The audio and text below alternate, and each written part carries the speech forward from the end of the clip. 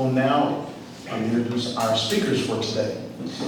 We'll start with Matt Sessler. Matt is a career navigator for the Lee Summit R7 School District. For the past 14 years, he has been deeply involved in the field of special education within LSR7. His journey began as a life skills and social emotional behavior teacher, where he gained a profound understanding of the diverse needs and unique strengths of his students.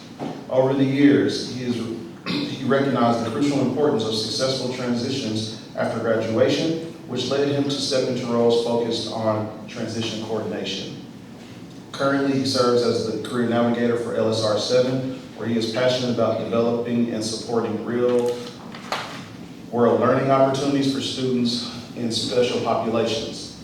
As a lifelong resident of Lee Summit, he is personally involved in fostering inclusive business practices within our community. His goal is to leverage his experience and local connections to help create authentic and sustainable employment pathways for uniquely abled individuals. Matt Sessler.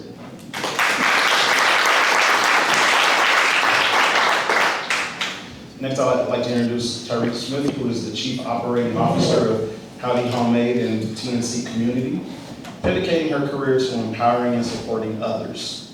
She is a dedicated advocate and a leader in the human services field, bringing years of expertise in mental and behavioral health, substance abuse, and homelessness support. With over a decade of experience working alongside individuals with intellectual and developmental disabilities, Tyreka is passionate about fostering independence, choice, and self-empowerment. Her approach centers on helping others discover their potential and embracing their unique strengths. Through her work, she remains committed to creating an inclusive, supporting environment that uplifts and inspires. Tyreka Smith.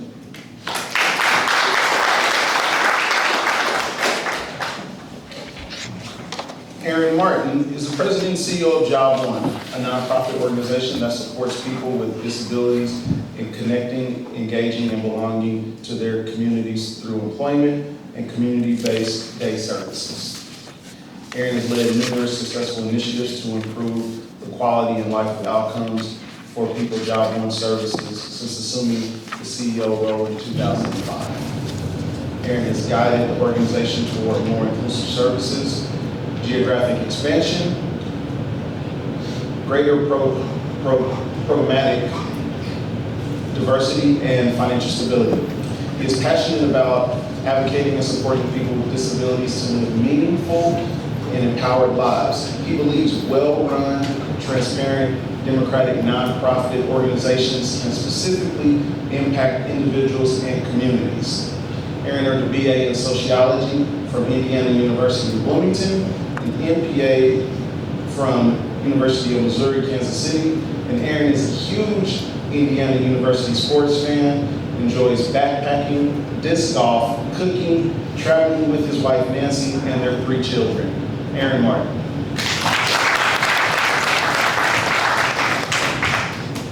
And last but not least, Stephen Doc Hunsley is the executive director and founder of SOAR Special Needs in Lenexa. SOAR, Special Opportunities, Abilities, and Relationships, serves over 1,500 individuals with special needs through regular respite events and a special needs day camp. Doc is currently assisting over 630 churches nationally, locally, and globally in starting a disability ministry. Doc also organizes Wonderfully Made conference. It's held every October in Kansas City. Doc is a United States Air Force veteran and a retired pediatrician, while his wife Kay continues to practice pediatrics. They are proud parents to 3 beautiful children, Luke, Mark, and Sarah. The Hunsley middle child, Mark, is presently running the halls of heaven. During Mark's 5-year earthly stay, he gave his family an opportunity to learn and love from a child with autism. Dr. Hunsley and everyone, please welcome.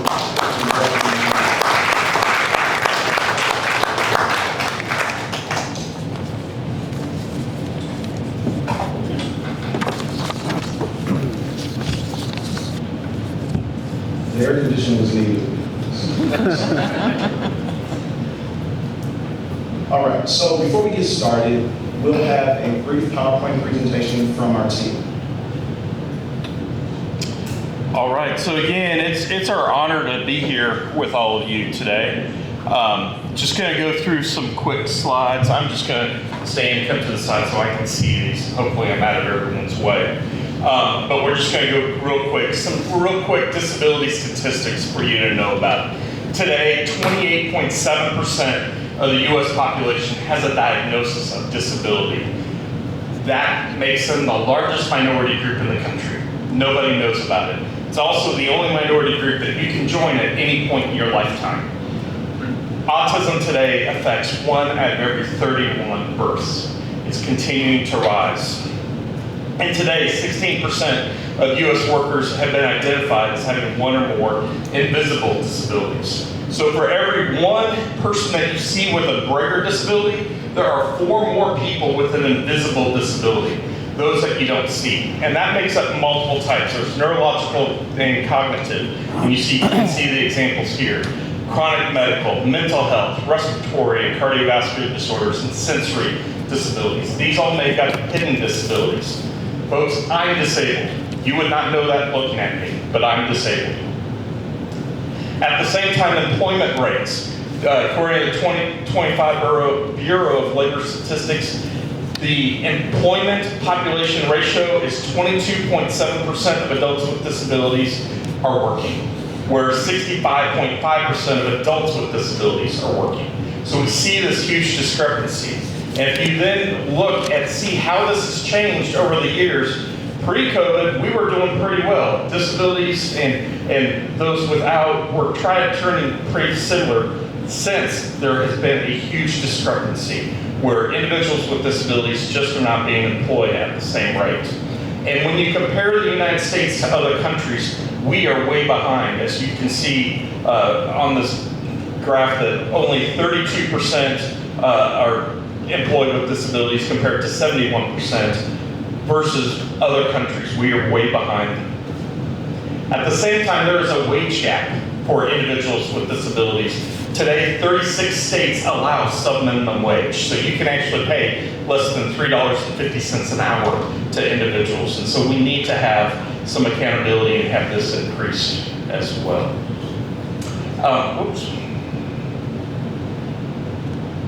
At the same time,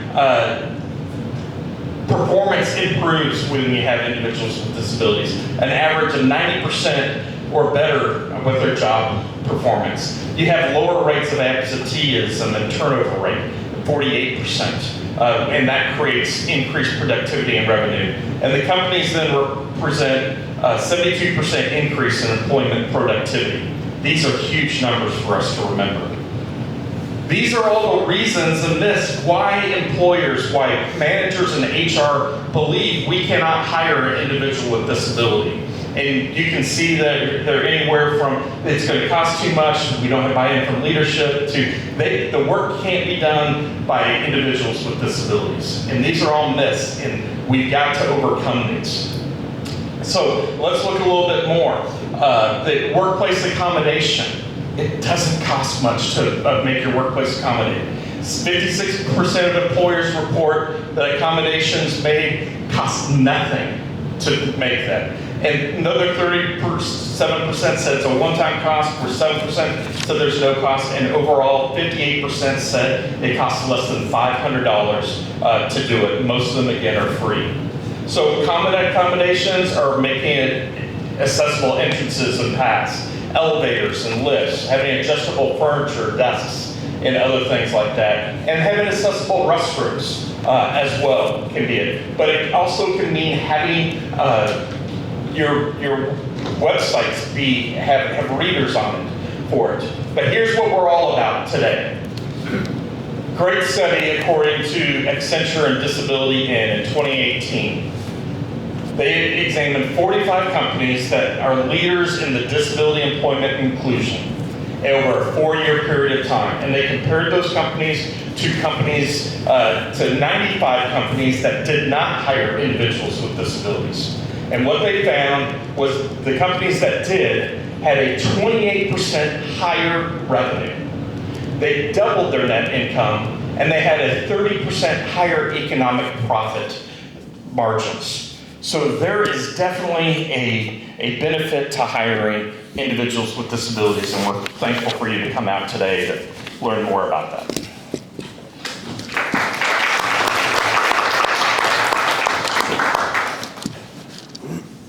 Okay, we'll start with our first topic, which is understanding disability inclusion. So in your own words, how would you define disability inclusion, and what are some common misconceptions you think businesses might have about it? We'll start with you, Doc. Yeah, so for me, disability inclusion means creating environments where people with disabilities are able to fully participate.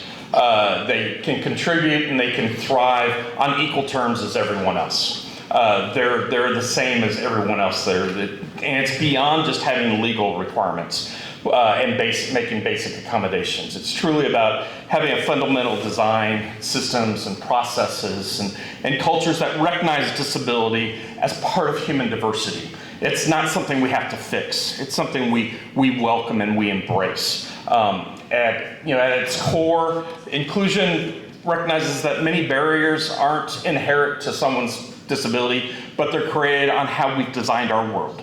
And so let's shift the focus from fixing individuals instead to fixing our systems and our environments to welcome them.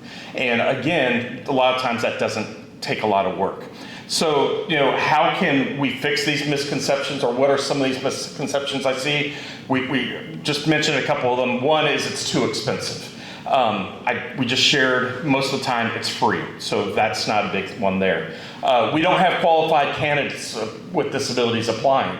That often reflects our recruitment practices, that we inadvertently are signaling that exclusion and that they're not welcome, or we make it too difficult for them to do it. Accommodations we think will burden other employees, when actually it's the opposite. A lot of times the accommodations will help improve other employees. There's a business back east that they had an employee that had a stroke, and they needed, it was a transmission plant, and he couldn't remember how to put everything back in order.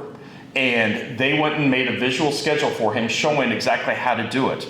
And he was able to continue his work. They put that on every workstation, and their profitability and their everything increased because they had decreased mistakes, because everyone had that to follow. But inclusion's much more than just having wheelchair ramps. It's about looking at the person as a whole and treating them as a person and valuing them for who they are with it.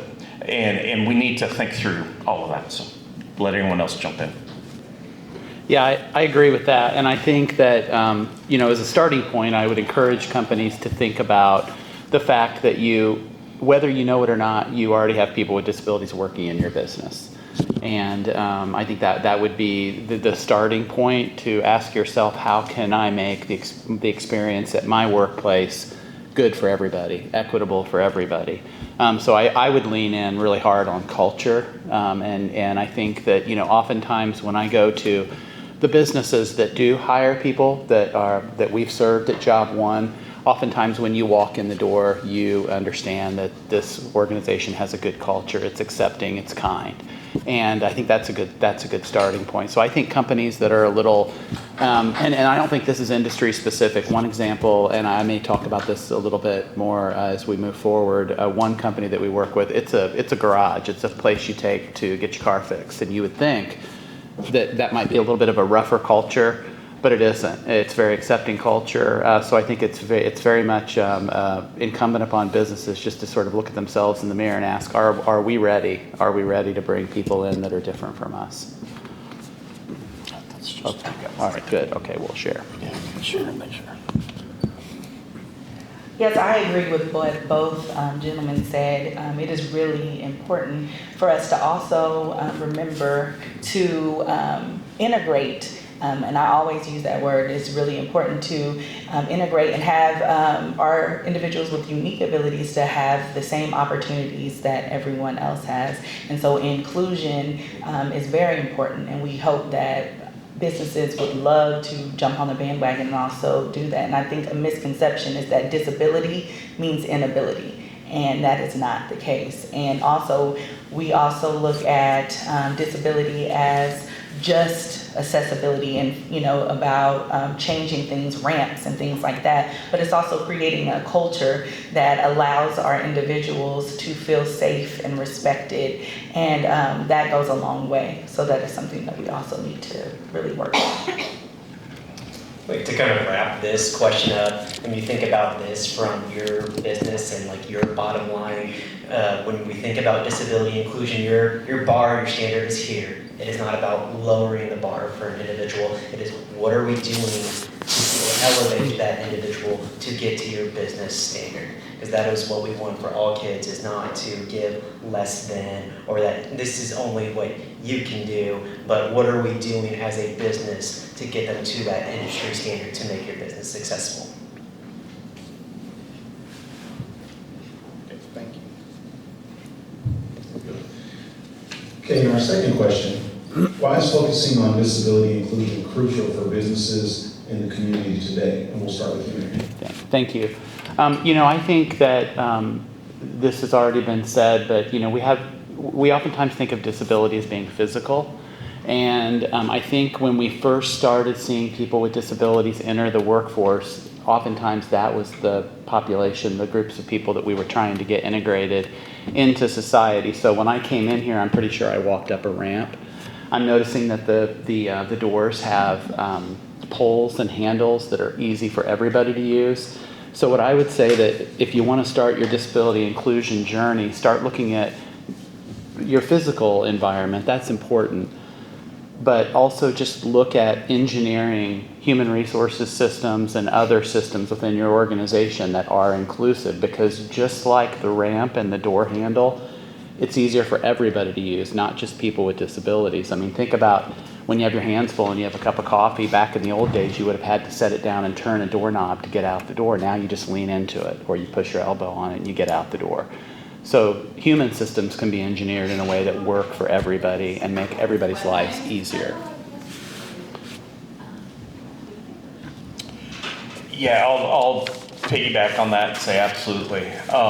And so the one question I want to throw out there is, or change it. The question isn't really why we focus on disability. Why wouldn't you do it? Why wouldn't you do disability inclusion as a business? Given both the human and the business, case for it. When we shared earlier about the 28%, there's a lot of reasons for it, but one of the biggest reasons that we're seeing that increase, folks, I shared the number with you. 28.7% of the U.S. population today has a diagnosis of disability, and their families. If you hire individuals with disabilities, this community is going to support you. They're going to come out in droves. It's why Howdy homemade ice cream has lines out their doors, because the community is going, you're supporting us, we're going to support you. And I see it over and over with each place. Plus, these individuals bring so much joy and happiness into your building, but realize it's not just autism and Down syndrome, but it's so much more, so many other things that we need to do. And we're missing out on the ability.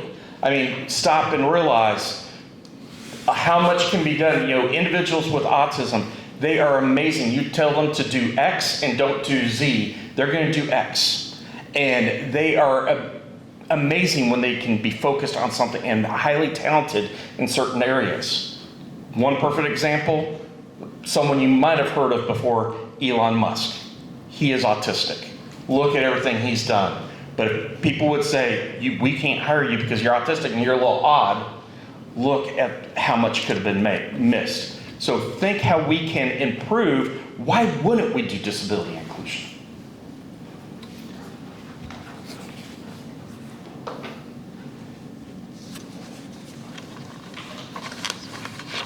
All right, we'll go to question number 3. When we talk about disability inclusion in the workplace, what does it really look like in practice beyond the physical accessibility? And we'll start with Matt. So I will take this question kind of through the lens of the school district and working with our students at our high school age, and how we can engage, and then we can show with our other panelists that the next step after we graduate. So what I have found the most success in engaging for employment is our internship program. So I help facilitate our internship placements for all of our life skills programs, work programs. And just this school year alone, for 24-25, we've had 22 students that have found paid employment.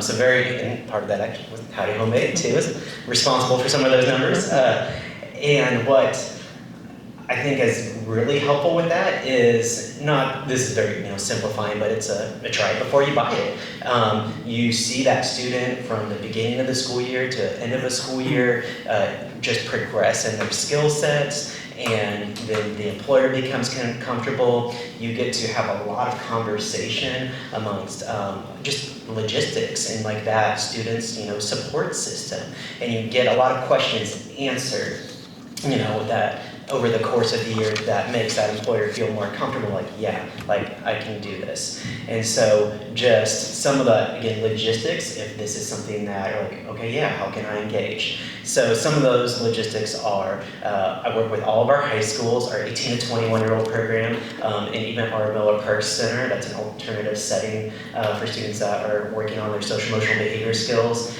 And so typically we try to get students out 4 to 5 days a week for 1 to 2 hours for our high school programs. And then our 18 to 21-year-old program, they have a lot more flexibility in their day. So students, especially when we get to that point, we're working on stamina for work, and they're trying to have shifts that are multiple hours and trying to have as authentic of a work experience as possible. So students are going to work placements that are usually closer to their home school. The best fit of what I try to do with our teachers and our students is the geography, the student's strengths and interests, and trying to mesh both of those things. And so that we're giving that student, either, like all students is, do I actually like to do this? Or no, I do not like this industry and I should pivot. And that's what we would want for all students. And so when we do these work programs, students also come with a job coach to help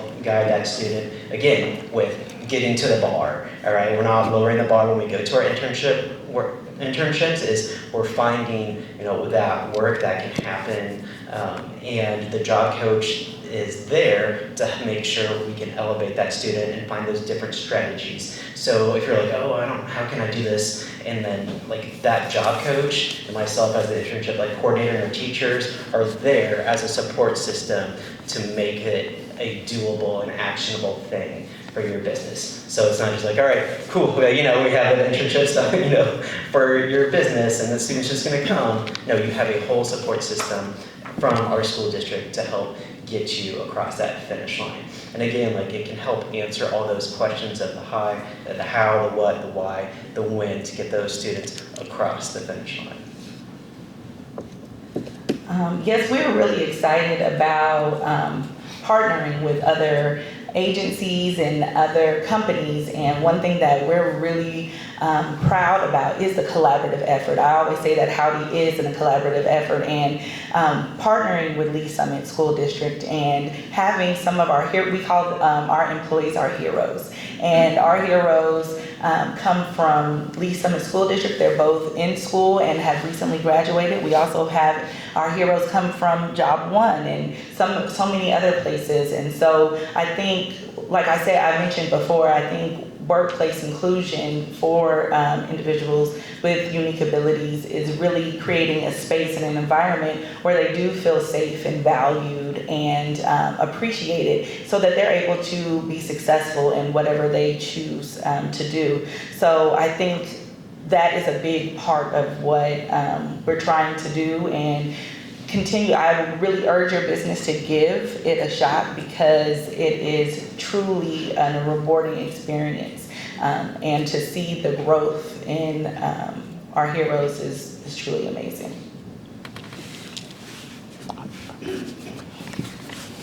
The only thing I'll piggyback on this is just that true inclusion doesn't create separate systems. It's actually creating better systems that actually helps everybody. So I don't want us to have the misconception that we have to create all these new systems. It's just making what you already have better to include everybody that you have. Okay, we'll start with Tyreka on this one. Can you share a few ways that fostering an inclusive environment benefits employees, strengthens teams, and impacts a business's overall success? Yes, one thing that it does for benefiting employees is it increases engagement and satisfaction. It is really important that, like I always say, that they feel inclusive, and that it's an inclusive experience and environment. So it is something that we really want to focus on. And also with impact for our businesses, higher profitability is one of those things.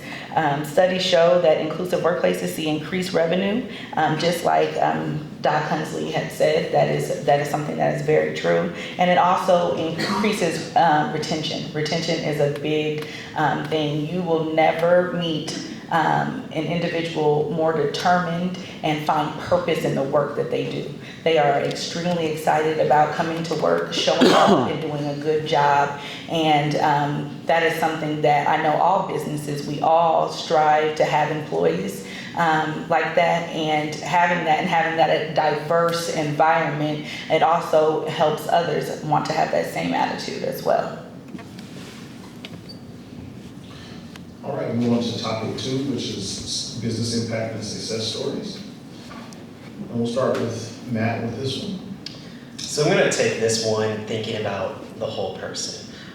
So when I first started this work and started doing the internship program, and this was unfortunately 10 years ago, but and so I had a student who was doing his internship at Conrad's, again, over the length of time. I don't know if it's anybody, Nathan?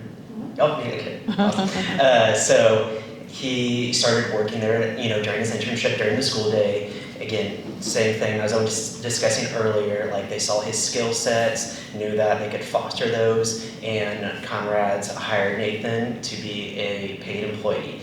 And he has been working there since, so 10 plus years. And when I've talked to the owners like Julie and Joe, that he's seen as a leader, like a go-to person, and kind of understands what the whole job entails, and is seen as a leader for them and their business. And so the success piece of those that I think is exciting to me the most is that we don't, when you think about that job, that career placement, you're like, okay, I go to work, I get paid, I go home. Okay, boring, right? But what I think is a positive outcome from doing this, and not just disability inclusion in the workplace, but for their entire their day of their life. So at one point I was visiting a downtown business and saw Nathan and a friend enjoying a beverage together. And what I saw with Nathan grow, not just in the technical skills of what he was doing at Conrad's, but that social piece and the confidence growing to expand what he's doing with his day-to-day life, and to see him hanging out and having a beverage with a friend, that's what I want for all kids. And I think that is just a really cool outcome that maybe don't always just think about with the employment piece. It's not just getting paid and going home, but it affects net positive for that individual's entire life. And they're contributing to our overall economic growth in Lee Summit too, because they're visiting our establishments. Yeah, I'll follow up on that. And I think the way that I look at it is it's social capital. So when you employ a person with a disability, they may come to you at a place where they don't have a lot of that for a lot of different reasons. People with disabilities haven't been valued in our society, oftentimes in an effort to protect people, which is a great thing that humans do. We see somebody who appears to be vulnerable and we want to protect them. But what that protection sometimes looks like is people have lack of opportunities and they don't know little subtle things. So they show up at your workplace and they may not they may do fine with the tasks of their work, but where they struggle is integrating in with the rest of the team. And they may not recognize certain social cues, especially if they're on the autism spectrum. And so, examples can include just, somebody walks through the office and says, hey, who wants to go get, who wants to run across the street and grab a coffee? And for a lot of our people, there are a lot of major barriers and problems with that, especially if they've never had the experience of doing that. So keep that in mind if you're hiring people with disabilities, that they may need a mentor. They may need somebody within the company that's just sort of like helping them with all of the soft stuff, the stuff that isn't in the handbook, the stuff that you can't train. It's the social stuff. And I mentioned earlier kind of an example that we keep coming back to at Job One because it so perfectly illustrates this, is the example from the automotive shop that I was talking about earlier. The success, really, I'll focus on the business. It's Christian Brothers Automotive, and it's on 40 Highway in Blue Springs. And they hired an individual that had been known to us and had worked for us for many, many years, who never really seemed to find that perfect fit for what he wanted. And what he wanted to do is he wanted to work with his hands, he wanted to move, he wanted to be around people that shared his values, his sense of humor. He wanted little things like to wear a key chain, with a bunch of keys hanging off of his belt, because he wanted to have like a kind of a blue collar job and a blue collar lifestyle. And so the management at Christian Brothers hired him, but they were smart enough to recognize that he had skill sets of helping and what they want to turn cars. So the more cars they can turn, the more money they're going to make. So you have these more highly compensated techs who are making good money fixing cars. It's lowering their productivity if the individual that has the high level of technical skill is doing things like cleaning up after an oil change, or prepping the space when cars turn over, or power washing the oil and the grease off of the floor. That's taking that individual away from being able to turn cars and make money for the business. And this individual named Norman that they hired, he's doing all those little things, and it has significantly increased their productivity, their profitability, and he's a valued member of the team, and has been now for, how long's it been, Rebecca? 4 or 5 years now that he's been there. So it's a great success story that we keep coming back to at Job One, but it really illustrates at a level that everybody can understand the importance of this. For businesses that are hesitant to begin this journey, what would you say to address their concerns about productivity or cost? We'll start with Tyreka on that. Accommodations definitely boost efficiency. So simple adjustments that can be made, making flexible schedules for your employee. Also, I always say meet them where they're at. So really try to take time to get to know them, build a rapport so that you can see what they're good at and really hone in on what they're good at, because that breeds success for both your business and for them. And so it's really important to really focus on what they can do, but also stretching them and giving them the opportunity to do different things and to learn, because they won't know what they're good at unless they try. And so it's really something that we strive at both TNC and Howdy Homemade, is really taking time to get to know our individuals and our heroes, and determining what is a good fit for them, and making the small accommodations. And even about productivity and cost, like Dr. Hunsley said, it costs nothing to change your culture and your outlook and for your business, and that really goes a long way. The only thing I'd piggyback on is the real financial risk is not pursuing inclusion, because you're basically writing off 28% of the population and that community.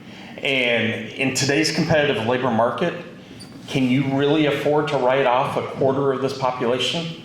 So that's a question I want you to ask yourself. So it's not whether you can invest in inclusion, it's whether you can afford not to. Especially when your competitors are starting to do this. So we need to be able to access this talent and gain their advantages. And so don't miss out on this. Put yourself up and become a leader in this industry. Okay, let's talk a little bit about practical implementation. What are the first steps a business should take to implement inclusive hiring practices? Let's start with you, Aaron. Thank you. Just a couple. There are many, and it really depends on where you're starting this, your starting point in all of this. But I think a couple of things that are helpful is, and this doesn't take anything but some just thinking about things a different way. One is, are you willing to be flexible on job descriptions? So again, like Norman's story, if you have a job description that has 10 very specific big picture tasks, but you know you're hiring, you have to be willing to say, I probably know on the front end that there are 4 of these that are either going to take a little bit longer to train, or we're just not even going to worry about. I think that's one. And then I think that the second would be is, are you willing to allow for a person to be supported by an organization like the folks that are represented on this stage in the form of a job coach? Are you willing to hire somebody and then have another individual come in and help support them and be part of the team, and hopefully eventually fade away, and then then it's just between you and that individual.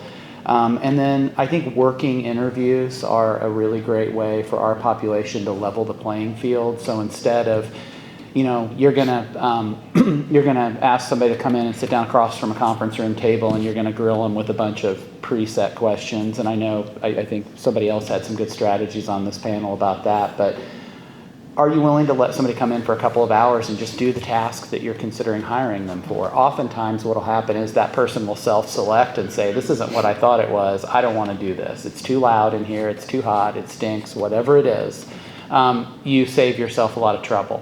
But then you can also begin to see the capabilities that individual has in your workplace, rather than just basing it on an interview with a person that may or may not possess the verbal acuity to highlight their skills.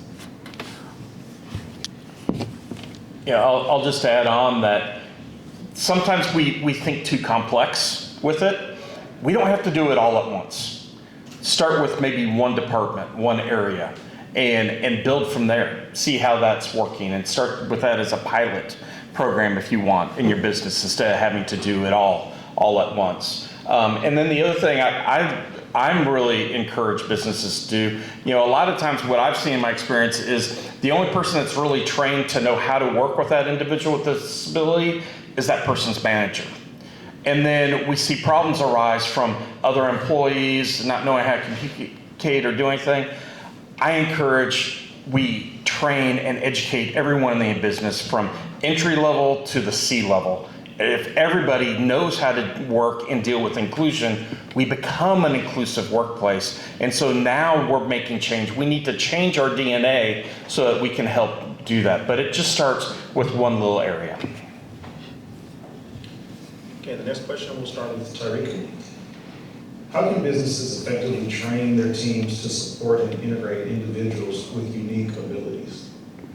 Like I mentioned before, meeting them where they're at, also doing little things like changing the format in which you interview, changing the style in which you interview, all of those things, really getting time to sit and kind of talk with them a little bit and see what they like to do and really focus and hone in on those things. Changing the atmosphere is really important sometimes because interviews are stressful, even for you and I. So trying to kind of change up what we do, what we say, how we talk to them. Also, because I think a big thing too and a big misconception is the way that we have to talk to an individual with unique abilities. Talk to them just like you would talk to anyone else. It is very important to, they want to be seen just like you and I. And I think that is really important in training, and also training your staff with people first language, and stop trying to talk to them like they're a foreigner or an alien from somewhere else. It's really important to recognize who they are at the core. And also it's really important just to say their name. You don't have to address them as so-and-so with autism, so-and-so with Down syndrome. It's okay to simply just say their name and talk to them just like you would talk to anyone else. That's a quick question. Sure. Will you explain, because I think a lot of folks miss it, and it's kind of in my head at different times, the people first language, person first language versus You know, you don't say a cancer kid, right? Can you talk about that for a second? Yes, I think we have to get away from identifying people by their disability. Because like I said, disability doesn't mean inability. And so it's important to address them by who they are. I really am about calling them their name and what they want to be called, and recognizing them as a person. You don't recognize them as a person with cancer, as a person, with Rett syndrome, as a person with cerebral palsy. You recognize them as the person that they are. You wouldn't want anyone to address you any other way than who you are. And I think we all need to really be sure that we focus on that and really talk to them just like they're human, and talk to them by their name. I think that's so important, because a lot of times I went to Menards and someone, he saw me wearing a Howdy shirt, and he was like, oh my God, I heard about that, that's so awesome. We hire people with disabilities. And I was like, well, what is their name? And then he told me his name, and I just told him, I was like, and he was like, yeah, we call him so-and-so, and we know him as the autism kid. And I was like, that's not the way that you address them. His name is what his name is, and to address him as such. That doesn't mean that, and because while you're doing that, you're putting a title on them, and that's not right. So it's really important to simply address them as you would address anyone else. It's definitely a great question, but just for my words, I think, what Tyreka was saying, like anybody, just, until you meet that person, you just their name. And then I think, what we want for everyone is having that individual conversation with that person, and talking through what do they want to be referred to as, by name, disability, because there are, individuals that do want to be identified as, having that disability. So, at the end of the day, it's just that conversation with that individual person and their preferences. As far as language goes, whenever I'm doing things like this or talking to groups, if I, acknowledging a group, a whole group without, an individual, my terminology now that I like to use is uniquely abled. I just think that positive strength-based language is just a preference that I have. I think we know over time, language and things change can rather quickly, but in this current moment, that is something that I prefer to use if I'm, talking about a specific group. And one thing I would like to say to piggyback off, we do have individuals who would like to be identified as, but give them the opportunity to tell you that. You don't just go and describe them as the person with, let them tell you that that's how they want to be described. Matt, what resources and partnerships are available locally to assist businesses developing inclusive workplaces? Right here. Actually, with this one, I wanted to talk about a upcoming project for the fall that I'm really excited about, and actually it's with Conrad's. And this could be something that could be replicated with your business. So part of my role too is, as a career navigator, is to bring the real world industry into the classroom to make the learning as authentic as possible. And always answering that age-old question kids have is, why am I learning this? What am I doing here? And so what we are doing is I'm working with our Lee Summit North entrepreneurship class in social media and Conrad's to look at their business model on doing what we're talking about today, on both the patron side of having a more inclusive establishment, and then on that back end of what are the inclusive hiring, application process, what is that going to look like? And so what I'll do is I will be kind of the project manager, you could say, with the students and Conrad's. And so the students will be seeking out subject matter experts within our district. So for example, one of the things that we're looking at doing is, making the establishment more inclusive. So what does that mean? So we're looking at, what visual menus could, to, be more accessible for individuals to read, sensory areas to make it a more sensory friendly environment. And so those students will be talking to speech pathologists, occupational therapists, behavioral therapists that are in our district. So it's not just, we're just making things up. We are having that, those subject matter experts in the field to help transform that business. And that is a project that I can help replicate with your business. And again, going back to those internships, like that is a great place to start, is like you have that ongoing support with us as a school district throughout your, that school year to really see like how I can make this work. And just a actual like go-to resource, the JAN network, Job Accommodations Network, if you Google that, that is a great like starter resource. I know you can talk to with our HR, that's something that they use as well if people have to go on short-term disabilities, of like what are common accommodations that might be able to be used. So it's a great resource. You can even look up, even specific disabilities, what are accommodations that go with that disability. So it's a great, like, just starting place for you to start. But again, I think just to get the boots on, the ground and going, send shoot an email to me. For businesses that are considering disability inclusion, are there any financial or tax advantages that they should know about? We'll start with Aaron. Sure. Dr. Hunsley did a good job talking about the financial benefits, and I would defer to your tax professional on the tax benefits, but I would certainly ask that question the next time you're doing your taxes, or you talk to your auditor or your CPA. It depends on state. Sometimes it can even be local, regional. But I would say that especially if you're working with an organization like Job One, and you have an individual that might need some kind of an accommodation that might have kind of a fiscal note attached to it in some way, to dig into that, because oftentimes, especially if somebody's coming through the vocational rehabilitation or the Department of Mental Health system and they have those funds available, there is money available for accommodations, and they can be as simple as this person needs steel-toed boots for the job and they don't have the money for that can be made available to them, to maybe we're going to hire an office worker but they need an adjustable desk so that their wheelchair can work in that space. There is oftentimes money available, so don't be afraid to ask those questions, because ultimately if you're hiring somebody to be, in that example, a receptionist, and they use a wheelchair, it's basically a deal killer if they can't access their computer and the things they need to do their job. So ask those questions on the front end. Don't be afraid to go there with your applicants.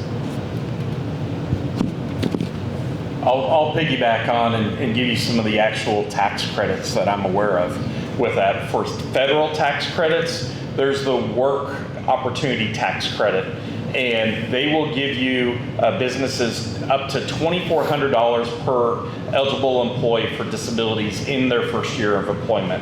If you hire a veteran with disabilities, service-connected disabilities, that goes up to $9,600. And basically that credit covers 25 to 40% of their qualified wages, depending on how many hours they work. There's also the disabled access credit. That's section 44 on there, and that's for small businesses under $1 million or fewer than 30 employees. You can claim $5,000 annually for accessibility improvements, and it covers 50% of eligible improvements from $250 to $10,500 to help make it accessible. And then there's also an architectural barrier removal deduction on section 190, and that gives you, all businesses, doesn't matter the size, up to a deduction of $15,000 annually, and it repeats annually for removing physical barriers and making your facility accessible. And then both Kansas and Missouri do offer tax credits for businesses, so you can check on what those are. But there are significant tax credits for doing that. Also, Doc, can you talk about what misconceptions about disability inclusions that you encounter and how they can be dispelled? Yeah, happy to. Honestly, most of the misconceptions that I encounter and see really come from outdated assumptions and media portrayals that are out there that don't really reflect the reality of modern disability inclusion. And so one of the big ones we see all, and we've already addressed a little bit, is it's too expensive. We've already addressed how most accommodations are free, and that's not really it. And most of the time, bringing someone in, it doesn't cost anything. One of the other ones I hear frequently is people with disabilities can't do real jobs, and I'm doing air quotes for real jobs. They can do anything. It is not our job to put limits on these individuals. Let's allow them to see what they can do. So let's not try to put them into a corner, and let's allow them find what they're good at and let them succeed. Isn't that what we want to do with every employee? We try to find their strengths and help them do that. Why do we think we have to do it differently with someone with a disability? Instead of focusing on their disability, let's focus on their ability and completely change that. Let's remove the dis and just focus on ability. The other one that I hear frequently is the accommodations will burden other employees. That is absolutely false. The accommodations actually improve the other employees, and it actually helps with everything as you go with that. And so, there are a ton more with that, but another one is that individuals with disabilities need constant supervision.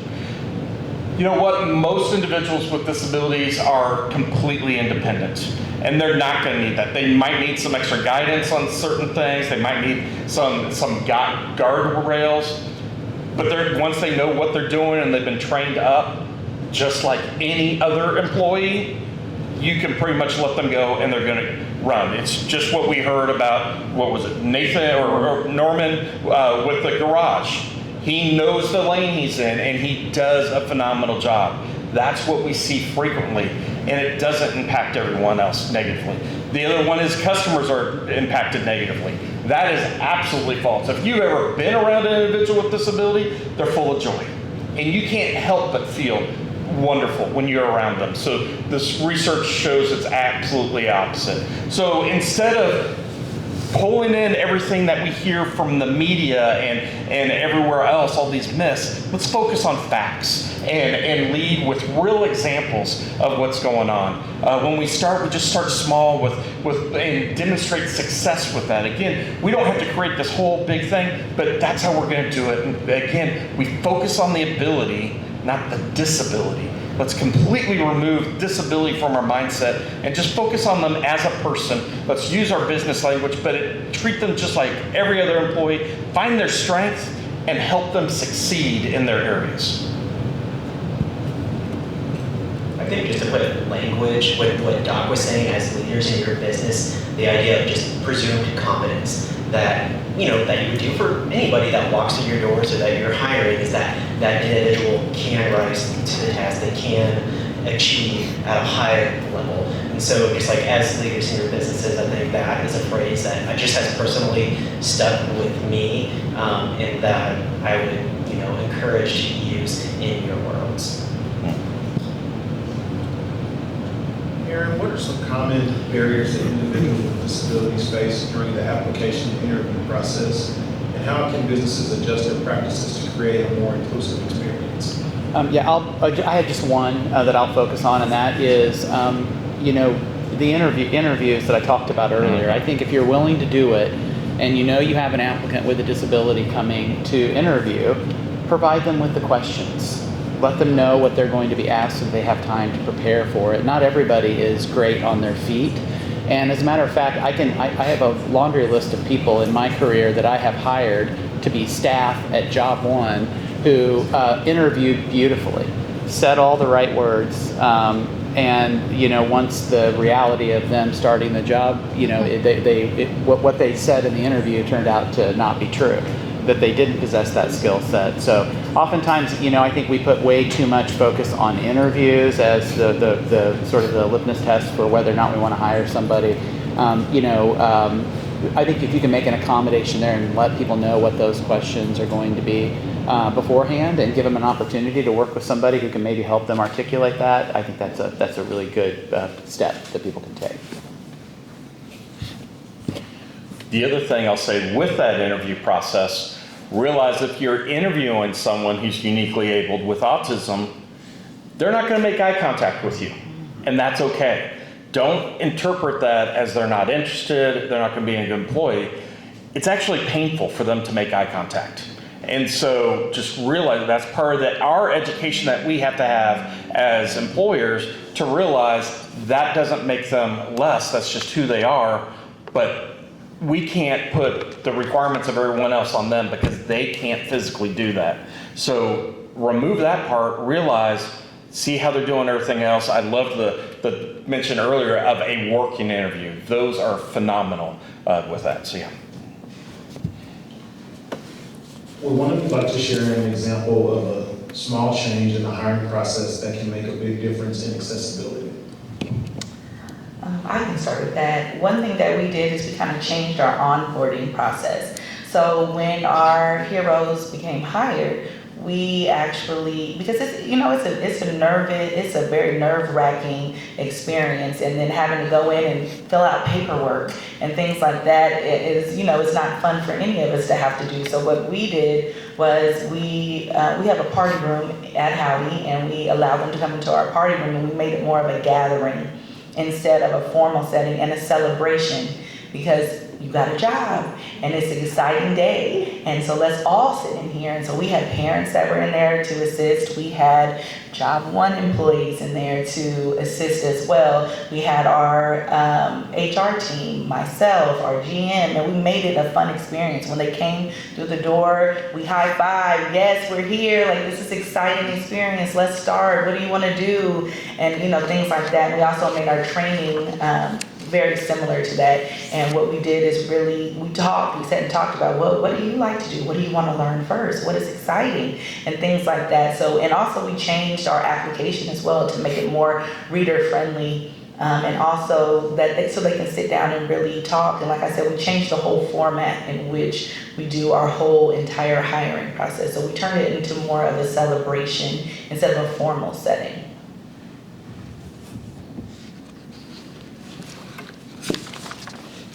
How can businesses approach providing accommodations in a way that feels manageable and not overwhelming? That's for anybody on the panel. So I think I'll go back to an earlier topic I think Doug and her team has addressed, is that to make it more manageable is that the upfront work of creating the culture and the systems, getting those in place first, so that it's not just one person that is working with our uniquely abled population, that is just part of everyone is able to work with everyone.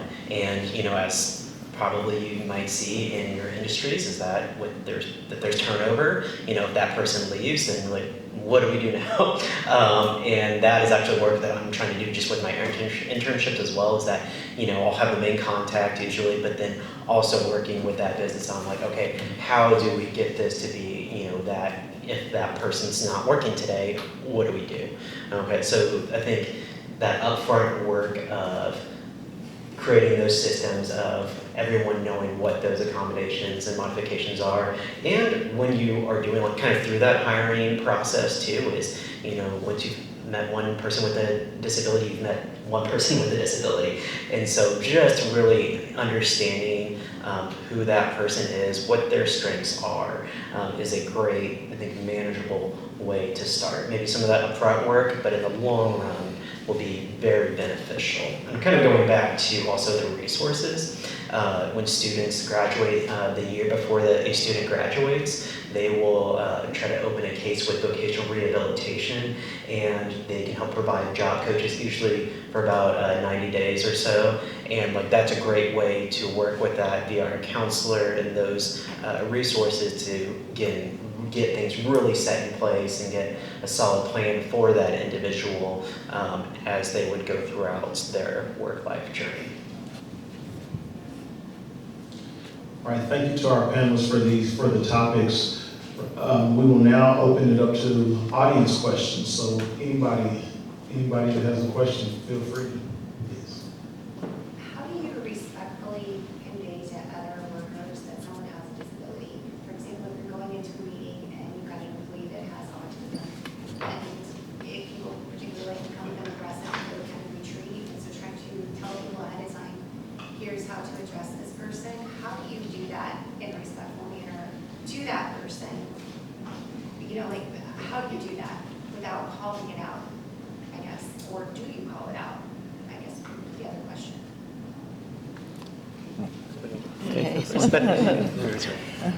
For me, that goes back to the training I talked about where that's why I say we need to have training for the entire company. And so hopefully we have that in place before we get to have any difficulties. So it's maybe having a series of lunch and learns with the company, just talking in general on how to deal with all disabilities. And maybe you have one just focusing on autism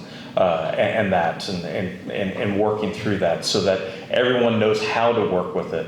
When you do have employees who show resistance with it, you just share, hey, look, this company, we embrace inclusion and we want to welcome everybody. And, for me, I'm sorry, I just put that out on the line. I say, that's what our DNA is going to be now. And we need to learn how to welcome that. And so it's our job to conform so we can welcome them. And the problem I see frequently is society isn't willing to welcome. We say we're welcoming, but when it comes down to it, we don't want to do the simple things to allow it because we want everyone to be the same and we don't like different. And so it's just having some simple trainings to learn what things are like and how things are there, and know that when you're talking to someone, they're not looking at you, that they're not being rude to you. When they might not even respond to you, that's not being rude. Because sometimes our individuals who are uniquely abled, they have a hard time with transitioning, going from one thing to another, or processing. Sometimes it takes a little longer to get their thought out. So where you and I might be able to immediately get our thought out, it might take them, they might be 3 minutes later, and now they're ready for the answer, but you've already moved on to 3 or 4 other questions. At the same time, we just need to realize that when we're giving choices, we need to just give 1 or 2 instead of giving this whole laundry list of things. So that all goes into that training where we can learn how to welcome and be more accommodating. Yeah, and I would follow up on that. And just there are some, and I think it gets a little bit overblown. Some legal issues in place here where you can't, if a person self-discloses to you, then as an HR professional or as a boss, and that even, some people may just get it right out of the way on the front end and say, hey, as part of this application process, I want you to know that I have a disability and that I may need a conversation. That's ideal. The more significant the disability, the probably, the more obvious it is. So as I said earlier, you've probably already got people working in your companies who have disabilities that they have just not disclosed. And if you think about it, we just kind of make an accommodation. I've been in the workforce now for, 40 years. And it just used to be back in the 80s or 90s, you just had that one guy in the office that everybody thought was a little bit weird. But there's always the but he's the best packager we have. Or he's the best cleaner that we have, or he's the best data person that we have, but accommodations are made for the stuff, whatever that stuff is.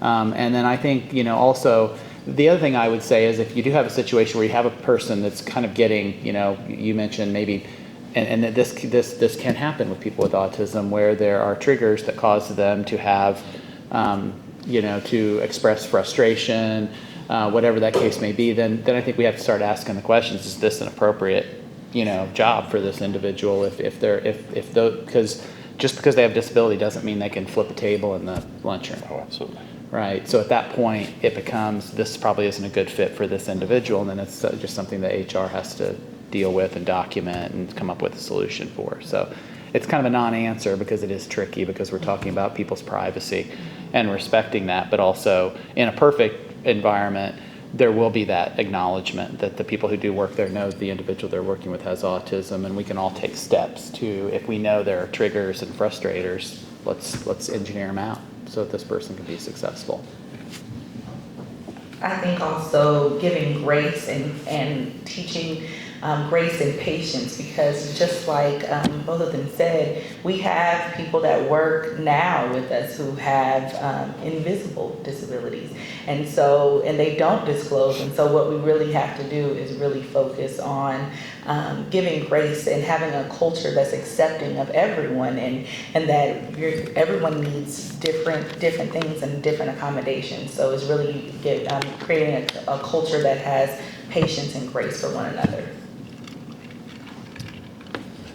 I think, everything that's being said, it's all about being proactive, right? Like, not like 2 minutes, oh shoot, like what are we gonna do, 2 minutes before the meeting. It's all about being proactive. And I think hopefully like a tangible resource, actually we use as at least in the school district now, like norms for collaboration. Kelly probably speak this, like they are hanging in our boardroom and like at SLC, like in different conference rooms of this is how we, or do business in our meetings and collaborate as teams. It's called Adaptive Schools, you can look it up. It's like, and it's not just for schools, like it's a way to really collaborate and facilitate strong meetings and strong teams. So I think like that could be, a tool that you could look up. But again, like I think everything that the team has been saying has all been about being proactive and not hopefully having to make that call in the moment. Matt, I've noticed the signs at SLC, so Yeah. appreciate that. As a public school, public school district, how do we instill that culture, grow that culture of inclusion, acceptance, that may be unique to public schools? How do we foster that? How do we create that at a younger age so that it just becomes ingrained in an individual's psyche? So that, the panel discussion may not be needed 10 years from now. Yeah. All right, that's a great question. I think it's an initial foundation, just, off the top of my head here, is that just those access and opportunities and awareness. And so some of the ways that I've seen this too, elementary-wise, it's a Summit or Sunset Valley has a club, that's called their inclusion club, and so they look to, help make sure that all are feeling included and welcomed, and so really, I guess at the heart of it, being intentional, in that at all phases, the human element and what we're doing to help prepare students for their next journeys in life. So that's why, keep talking about the internships, because I'm very, passionate, thinking, okay, the next step for individuals after they, leave our doors. And so the internships allow for that community-based instruction and involvement in the community. So yeah, hopefully over time, that's just what we do. In the past, 3 years, we've had about 5 to 10 businesses that we were working with across the district, and now we're 20 plus. I don't know if you've got the slide with all of our business partners. So again, over time, bringing on more businesses into the fold and a variety of businesses too. Not to say, we're just looking at food industry. We have stepping stones, students that are interested in childcare and trying to get businesses of a variety, because we are trying to match what that student's strengths and interests are in. And just another idea too, just to be, for this room to be aware of and maybe spread the word, is our efforts of unified sports, of when our neurotypical peers are playing with our uniquely abled individuals, and that is something that we're trying to grow within the district as well.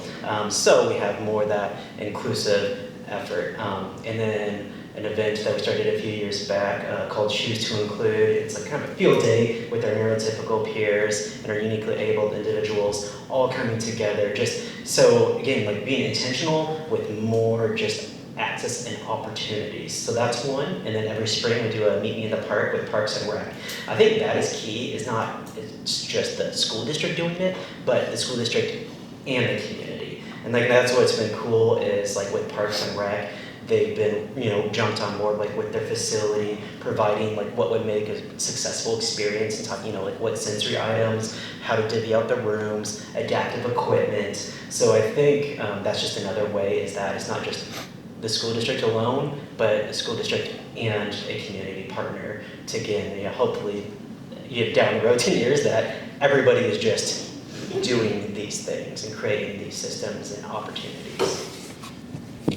I'll just piggyback on. SOAR has partnered with the Lee Summit School District in that SOAR is able to provide community service hours for the A+ program. So the especially junior high schoolers, they can serve at our respite events and our camp. We host the nation's largest disability day camp every summer. And so they're able to come out to that, have hands-on experience working with individuals with disabilities where we say we only have one requirement. Can you be a friend? That's all it starts with, is being a friend. And then they see that, they develop a heart, and all of a sudden we see them wanting to be around these individuals and see that one little experience just for those hours for the A+ program turn into long-time commitments of volunteering, which is amazing. I don't really have a question, I have an observation. I was a peer at the school district for some time, and the most joyful people and loving people I ever met were people with disabilities or ability challenged or whatever. I've gone to restaurants where they've been employed, and again, you meet those people and they're joyful and happy and make you want to come back to that restaurant, where you can have some servers that make you not want to go back there again. Yep. But these people are always willing to be there. Yeah. As working at Parks and Rec, we have people with disabilities that work there. And you have to know how to talk to them. You have to know how to listen to them. When you want them to do something, you have to be very specific with what the steps are to do it sometimes, because they may not know exactly what to do first. And if they can have it in order, they do it with such pride and such ability. So there's no negative to hiring someone with a disability, whether it be not seen or seen, because they're always so joyful, and people have a tendency to get around them. Amen. Yes. Awesome. I was going to say, now might be a good time to play your Yes. videos to kind of piggyback on that. So Yes. let me back up. You want to set it up? Oh, yes, this is just a small insight into Howdy Homemade and what we're doing. It's only a 48-second video, so just a little small. Maybe. Let's jump into the beginning. Sorry, guys. All right. And there's not a sound in this video. They are talented Oh, there's- individuals with intellectual and developmental disabilities who bring dedication, integrity, and enthusiasm to their work every day. Through meaningful employment opportunities, they gain skills, independence, and confidence. And in return, they offer our community a deeper understanding of inclusion and the value of equitable employment options. Each scoop is a reminder of what's possible when we invest in potential and remove barriers to opportunity. We invite you to come by, say hello, and meet the heroes behind the counter. Together, we're redefining what a workplace can be. One that uplifts, empowers, and celebrates every individual for their unique abilities. As a mom with 2 kids with disabilities, it's really exciting to see everyone on this panel working together because there's so much collaboration. But more than anything, I wanted to ask one more question. We talk a lot about physical accommodations today. Can you give me some examples of what other accommodations look like in the workplace for IDP? And Yeah, I mean, it can be across the board. There's some that sort of straddle physical and more, I don't even know the right word, just making an accommodation for individuals. Sometimes it can be something as subtle as lighting. You know, we get into that a lot in a lot of our spaces at Job One, where if it's too bright, it's going to cause problems for some people. If it's too dim, somebody has a visual impairment, there might be issues there. So I think there's a lot of obvious physical disabilities or physical barriers that employers do have to overcome if they want to support people. But the majority of people who do have disabilities, it's not physical, it's other, it's intellectual, it's developmental, it can be people on the autism spectrum. So I would say that the biggest, accommodation to be made is just cultural. It's just about having a kind, welcoming culture that works for everybody, including people with disabilities. We also make other small accommodations. It can be overwhelming, especially in settings such as an ice cream shop, and it becomes busy and things of that nature. So one thing that we do is we have little cards that are yellow and red, and so sometimes if our heroes become a little bit more overwhelmed, they'll flash up a yellow card that's saying, hey, I'm about to reach my limit. And then we'll have a red card that says, I need to take a moment. And so when they take a moment, we have timers in the back, a variation of different types of timers, and they'll be able to, sometimes they will, our heroes will pace and take time, deep breathing, all these different types of things. So we try to make an environment where they feel safe. And so if there's moments where they need to step away and take a break, we allow that, no hesitation at all. Some supports, again, like this has been like really helpful with the internships, like supports that we've helped put in place. It's called, fancy word, a task analysis, kind of fancy word for checklist. And so once that student kind of becomes more comfortable with the business, the environment, they have the list of their different job duties that they have. So, and again, like that can be really individualized if they need to be all visual. That doesn't need to be written, doesn't need to be chunked out. And it also can give some different cues of like, okay, I finished my list, now what? Because we want our students to be as independent as possible. So like when we have our job coaches there, we want to eventually fade that person out. We don't want them relying on that person to be successful at work. So like a visual schedule of what the different tasks is a good concrete way to help make someone successful at work. And again, going through different social scenarios. So like as things come up, that, in our day-to-day, things that we don't expect, and we go through that situation, and like, if you have someone that, at your business that can talk through that scenario to be like, okay, if this happens, this is how we respond, or this did happen, what will we do next time? And so really kind of problem solving those situations in the moment, so that, and just different even visual cues, like, and just, that would be good for all, hopefully, members of your staff. If there's, certain, steps and procedures that can be posted somewhere that can be visual, just to help again with that independence level. So different, like, we call it, also just like, again, the task analysis, the checklist of how, what if that person needs to do for work. We call them like social stories. It's just just kind of a walkthrough of what a day would look like. And, just to know like what the environment, if this happens, if I, then this is what I do. Because, at our jobs, we don't always know all the questions and the answers. And it's like, if I don't know someone, then they have like that, cue card to be like, okay, I don't know this answer. I need to ask my boss, Susie, or I need to ask John, because that might be like what he can help answer. So then like some of those are just concrete ways that could help just that, again, that independence level. And again, those particular items can be adjusted for any different ability levels.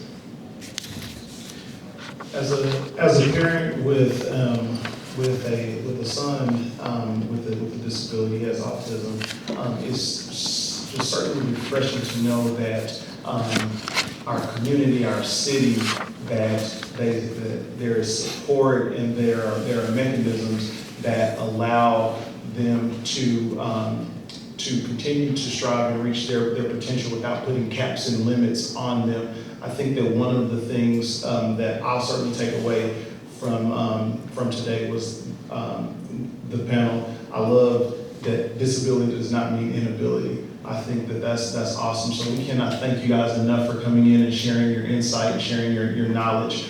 on this topic. So please, a round of applause for. Thank you.